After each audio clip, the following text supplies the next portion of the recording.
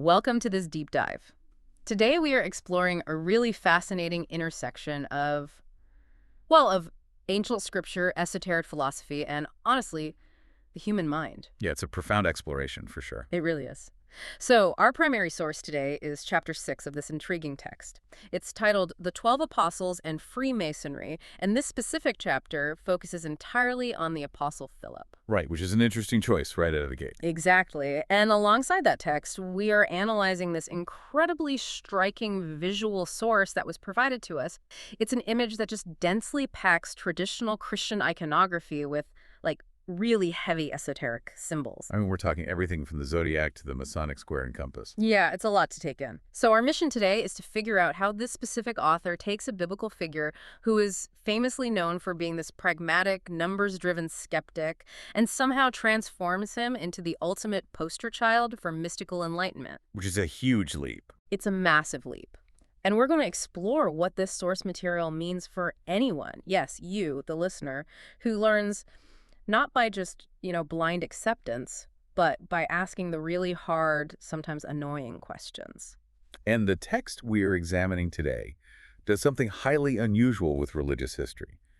It really doesn't view hesitation or analytical questioning as a weakness of faith. Right. Instead, the author positions the skeptical mathematical mind as the absolute prerequisite for a much deeper, more grounded form of understanding. Okay, let's unpack this, because that is exactly the paradox we need to start with.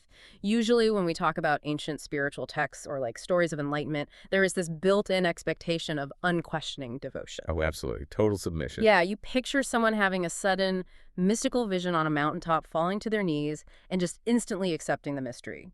No questions asked. The complete surrender to the divine. I mean, it is the classic narrative of the mystic throughout history. Exactly. It's clean, it's poetic. But then you look at today's source material, and the author zeroes in on a guy who literally interrupts the poetic mountaintop miracle to run a budget analysis. It's so true. I mean, let's look at Philip's literal resume in the biblical text, because it is a masterclass in practical, methodical thinking. In the Gospel of John, chapter 1, Jesus personally calls to him, simply saying, "Follow me." Right, a direct invitation. And Philip's immediate reaction isn't to just swoon and walk off into the sunset. He goes and fetches his colleague, Nathaniel, and he starts referencing the law of Moses and the prophets. He's literally cross-referencing data. He is incredibly methodical. Oh. According to the narrative, he hears the call, but his very first instinct is to make sure this new information aligns with the historical data and the theological framework he already possesses. He needs a second opinion. Yes, a second opinion, and he needs scriptural backing. He doesn't just jump. But the story that really cements his personality, and I mean the one our source text heavily fixates on, is the feeding of the 5,000. Oh, this is the perfect example. Right. Picture the scene. Jesus is looking out at this massive, hungry crowd on a mountainside. Yeah. He turns specifically to Philip and asks, essentially, where are we going to buy bread for all these people? And Philip's response is so telling here. It's amazing. He doesn't say, "Lord, you will provide." He points out the sheer economic impossibility of the situation. He says something to the effect of, half a year's wages wouldn't buy enough bread for each of them to get a single bite. He's doing mental math. Yes, he's calculating a catering budget that they absolutely do not have. He is looking strictly at the logistics. Right. What's fascinating here is that the author of our source points out how this specific response reveals a mind completely trained in calculation. Uh-huh. It's all logic and material reality, rather than intuition or the expectation of miracles. I mean, Philip is basically the project manager of the apostles. He really is. He's the guy looking at the spreadsheet of bread costs, completely missing the fact that a supernatural event is about to happen right in front of his face. But then the source text contrasts this with later apocryphal legends, specifically this Gnostic text known as the Acts of Philip. Right, where things take a very weird turn. A super weird turn. In those later traditions, this exact same accountant is portrayed roaming around Phrygia as a dragon slayer, talking to leopards and performing massive reality-bending miracles. It is a wild, almost absurd jump in characterization. Exactly. So why would an esoteric, highly symbolic text care so much about the math guy? How does he get from the spreadsheet to the dragon? Well, that tension is exactly what the author is playing with. In the framework of this text, Philip represents the archetype of the rational mystic. The rational mystic. Right. The argument being made here is that true esoteric traditions, like the deep hidden layers of mystical philosophy, they actually require a foundation of rigorous logic. The author posits that Philip represents a soul that simply cannot be animated by blind dogma. He isn't satisfied with being told what to believe by an authority figure. He has this deep, insatiable hunger to comprehend the actual mechanics of reality. So he wants to know how the bread multiplies, not just that it does. Precisely. And the text suggests that this desire for practical mathematical proof, it naturally evolves. Like it scales up. Exactly. As his journey progresses, he starts asking for proof of the physical logistics, like the bread, and he starts demanding proof of the divine architecture itself. Which brings us to the pivotal moment our source focuses on from the Last Supper. Right, this is John 14:8. So they are at the Last Supper, tensions are really high, and Philip looks at Jesus and makes this incredibly bold demand. He says, "Lord, show us the Father, and it sufficeth us." Like huge demand. Basically saying, just show us God, give us the ultimate proof, and we'll be satisfied.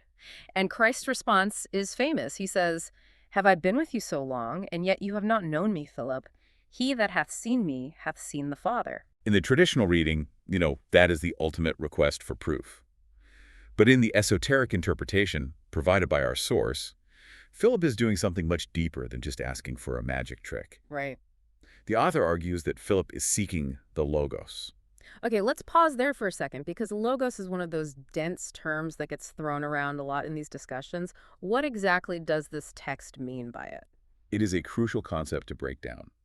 In Greek philosophy, particularly in Stoicism and Hellenistic Judaism, which, by the way, heavily influenced the Gospel of John, the logos isn't just a spoken word or a religious teaching. Okay. Think of the logos as the divine reason or the underlying ordering principle of the entire cosmos. It is the fundamental logic that holds the universe together. Wow, okay. Our source text actually compares Philip's request to Hermes Trismegistus, who is this legendary figure in Hermetic philosophy who sought to directly know the mind of the all. So it's not just about rules. No, according to this esoteric reading, Philip doesn't just want to hear the moral teachings. He wants to apprehend the invisible architecture behind them. So if I'm trying to visualize this, imagine you are using a really complex, beautifully designed software program. Most people are perfectly happy just clicking around the user interface. Yeah. They click a button, a window opens, the program works, and they accept it. They don't need to know why. But seeking the logos is like a user demanding to see the actual source code of the software. That is a brilliant way to conceptualize it. Thanks. I mean, Philip is essentially saying the interface is great, but I need to see the back-end architecture that makes this entire reality function. He wants to look past the user interface of physical reality and read the underlying code of the universe. But let me push back on the author's framing here for a second. Go ahead. If we look at the actual biblical text, Jesus literally says, "Have I been with you so long and you still don't know me?" That sounds an awful lot like a scolding. It does read that way. It sounds like Jesus is saying he completely missed the point. So how does the author of our text square the fact that Philip's question is essentially treated as a failure to understand, but frame it as some profound initiatory leap? I mean, isn't demanding the source code of the universe a bit arrogant? If we connect this to the bigger picture, that is the exact tension the text addresses. From an orthodox exoteric viewpoint, yes, it looks like a lack of faith, and it reads like a rebuke. Right. But according to the esoteric systems the author is drawing from, his impulse isn't viewed as heretical or arrogant at all. It is viewed as the necessary cry of the sincere seeker. Interesting. Blind faith might be a safe starting point for the masses, but esoteric traditions emphasize gnosis, which is a Greek term for direct experiential knowledge. Ah, gnosis. Yes. The author argues that Philip wants the logos not as some vague, fuzzy abstraction, but as a living, verifiable reality. He is taking the painful step from merely believing a story to actually demanding to know the truth. So the author is saying that without that demand, you never move past the beginner level. You have to ask to see the code, even if it disrupts the lesson. Exactly. And that transition from blind acceptance to the rigorous pursuit of the source code is why the author maps Philip's character so perfectly onto these ancient, highly structured systems of thought. Right. The text argues that Kabbalah, astrology, alchemy, and Freemasonry are all Essentially different languages describing this exact same journey of the analytical mind. Which brings us to the visual source we have today, and man, it is a lot to take in. It's incredibly detailed. Listeners, imagine a piece of parchment. Right in the center, you have the figure of Jesus holding an open book. But he isn't surrounded by traditional angels or saints. Not at all. He is encircled by a massive wheel containing all 12 signs of the zodiac. And outside that astrological ring, at the top, there is the all-seeing eye inside a triangle radiating light. A very classic symbol. Yeah, and right next to it, a hexagram, the six-pointed star. Then at the very bottom, anchoring the whole image, is the classic Masonic square and compass with the letter G in the middle. Here's where it gets really interesting, because it is an incredibly dense map. It is a stunning visual synthesis. What this source is trying to convince us of is that all these systems overlap. It takes the figure of Christ, the one who just told Philip, "He that has seen me has seen the Father," and places him as the central logo. The source code. Yes, the source code, at the heart of the astrological, Kabbalistic, and Masonic cosmos. Okay, let's follow the author's journey through these systems because they use them to explain how a practical mind processes divine information. They start with Kabbalah, specifically linking Philip to a concept on the Tree of Life called Bina. Right. Can you explain what the Tree of Life is in this context and what Bina actually means? Certainly. So in Kabbalistic thought, the Tree of Life is essentially a diagram. Think of it as a schematic of how the infinite, unknowable energy of God flows down into finite physical reality. Like a blueprint. Exactly. It consists of different nodes or spheres called sephirot, and each represents a different attribute of the divine. The text focuses on the dynamic between two specific nodes, Chokmah and Bina. Chokmah and Bina? Yes. Chokmah represents intuitive wisdom. It is the sudden, brilliant, unstructured flash of divine insight. But Bina represents understanding, structure, logic, and contemplation. Bina is the container that gives shape to that raw truth. So, to use an analogy, if Chokmah is a sudden million-volt lightning bolt of raw genius, Bina is the grounding rod. Oh, I like that. Yeah, it's the battery and the copper wiring that actually captures that violent energy, structures it, and steps the voltage down so it can actually be used to power a house. Because without Bina, the lightning just hits the dirt and dissipates. It's totally useless. That is exactly how the text frames it. The author argues that Philip's appeal to show us the Father is a pure Bina cry. Wow. It is not an emotional plea. It is the intellect crying out for the grounding rod that can structure the divine light so a rational human mind can actually process it. And the text seamlessly connects that grounding rod idea to astrology, right? It links Philip to the zodiac sign of Virgo, which perfectly matches the wheel in our visual source. This very deliberate connection. According to the text, Virgo is an earth sign ruled by Mercury. It is highly analytical, focused on intellectual service, and famously fixated on tiny details. The author notes that Philip is incredibly observant, but prone to missing the larger miraculous vision because he's so zoomed in on the particulars. We are literally back to the catering budget. We are. But the text makes a crucial point here. That intense fixation on logic and details is a prerequisite for the next stage of the journey, which the author describes using the language of alchemy. Alchemy now, okay. Specifically, the text argues that Philip symbolizes the alchemical stage of fermentation. Fermentation, like brewing beer or making kombucha. You just leave something in a dark place until it changes state. A similar principle, yeah, but applied to human consciousness. In spiritual alchemy, fermentation is often associated with a phase called putrefaction. Putrefaction. That sounds horrifying. It sounds like something rotting. It does, and that is very intentional. The author describes it as a stage of severe disorientation and breakdown. Like losing your mind. Sort of. Let's look at the mechanism of why this happens to someone like Philip.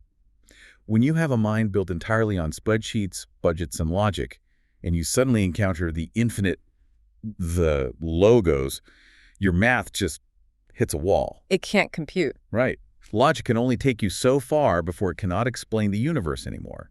Realizing that your primary tool for understanding reality is ultimately insufficient causes an existential crisis.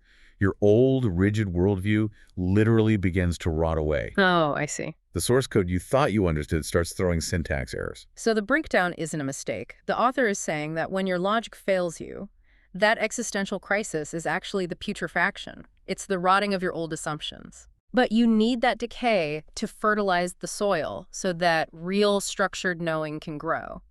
It's the painful transition from just, following the rules of a religion on the outside to actually understanding the mechanics of the universe on the inside. Exactly. The questioning is the yeast that makes the bread rise. Yeah. You must let the unexamined beliefs break down.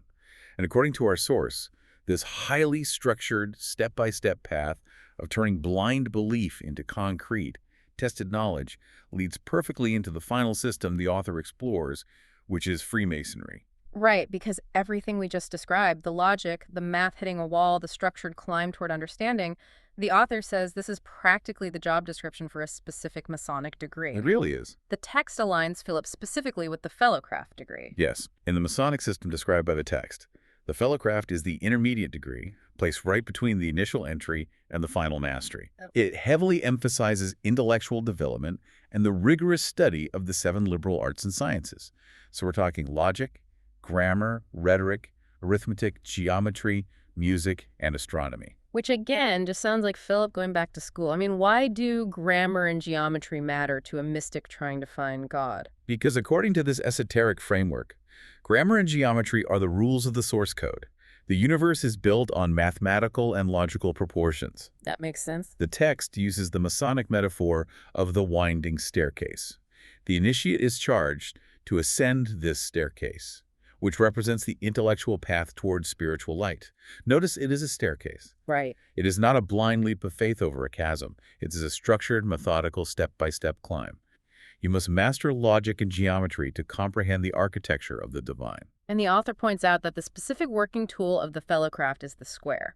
The text argues that the square represents uprightness, reason, and the correct measurement of moral truth. The measurement is key. Yeah, the author writes that Philip's question is not deviant, it is square.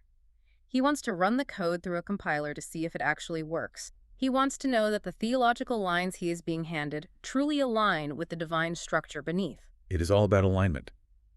Just as a physical square ensures a stone block is structurally sound so the building doesn't collapse, the intellectual square ensures your spiritual beliefs are aligned with the actual logos. It's a test. Exactly. Mm. The text frames Philip's entire journey as the search for the lost word, which is the underlying truth that brings inner certainty. So what does this all mean? Let's bring this down to earth. I want to turn this directly to you, the listener. You might not be a Freemason walking up a literal winding staircase in a lodge somewhere. Probably not. And you probably aren't a first-century apostle. You might just be someone trying to make sense of your career, your relationships, the news, or your own personal philosophy. How does the author's interpretation of Philip apply to you? It's a great question. If we take this concept of the square, think of it as a personal, spiritual level check. It is an internal tool for making sure that the ideas, the dogmas, and the societal rules you are handed actually hang straight and align with reality. This raises an important question, and the author distills this journey into 3 core lessons for the modern seeker, derived directly from Philip's archetype. First, true faith includes honest inquiry. Meaning, it's okay to ask to see the budget. Yes. The text argues that questioning is an affirmation of spiritual hunger, not a rejection of faith. We must learn to ask with sincerity, not cynicism. I love that. Second, the Logos is present in the manifest. When Christ tells Philip that seeing him is seeing the Father, the esoteric lesson is that the ultimate source code isn't hidden away in some inaccessible, distant heaven. It's right here. Yes, the sacred is incarnate. It is here, now, in physical form, waiting to be recognized in the geometry of your daily life. The code is running right in front of us. We just have to know how to read it. Precisely. And the third lesson the author highlights: understanding must precede revelation. Okay, unpack that. Philip's journey teaches that Bina, the grounding rod of logic and understanding, must be built before you can handle the lightning of intuitive wisdom. The text strongly argues that the intellect is not the enemy of the spiritual. When it is disciplined and refined, the intellect actually becomes the bridge to the divine. That is such a powerful reframing of how we usually view spirituality. We are so often told that to be truly spiritual or enlightened, you have to just turn off your brain. Right, just let go. Yeah, you have to stop analyzing, stop asking for proof, and just sort of feel the universe. Right. But according to this source material, Philip is the patron saint of the overthinker. He really is. The text makes the case that logic, math, and the rigorous demand for proof are not the enemies of faith. They are vital partners in finding truth. You have to build the grounding rod. The author actually calls him the philosopher of the Apostolic Lodge. He's the one who walks the methodical staircase of the mind to finally reach the unseen chamber of the heart. So to you, listening right now, think about your own periods of intense questioning. Think about your demand for proof and those uncomfortable moments of alchemical putrefaction where your old beliefs and assumptions seem to be completely falling apart. Those tough moments. Yeah, based on today's text, those aren't signs that you are failing or losing your way. They are the exact opposite. They are vital mechanisms for mastering any subject. You are just in the fermentation stage. You are actively building your winding staircase. It is the quiet power of the seeking soul, the skeptic who eventually becomes the seer. Which brings me to a final provocative thought I want to leave you with today, building on a tiny detail at the very end of our source text. Oh, this is a great point. The author mentions that to the seeker who asks to see the Father, the ultimate answer is whispered, "The Father is already within." Right. Think about that central paradox we explored. We have Philip, the accountant, the intellect, desperately needing to see the divine structure outside of himself. He wants the external proof. He wants Jesus to literally show him the source code on a screen. He needs that validation. But the esoteric framework tells us that the divine logos is already inside him. So what happens when we take this to its logical conclusion and stop looking for proof in the external world entirely? It flips everything. It really does. What if the ultimate revelation of the source code isn't a secret book or a hidden constellation? What if realizing that your own logic, your own insatiable questioning mind, is actually the divine instrument itself? Yeah. What if the very fact that you are driven to ask why is the exact proof you've been looking for all along? In the end, perhaps the seeker and the sought are exactly the same thing. Thank you so much for joining us on this exploration today. Keep questioning, keep seeking your own logos, and we will catch you on the next deep dive.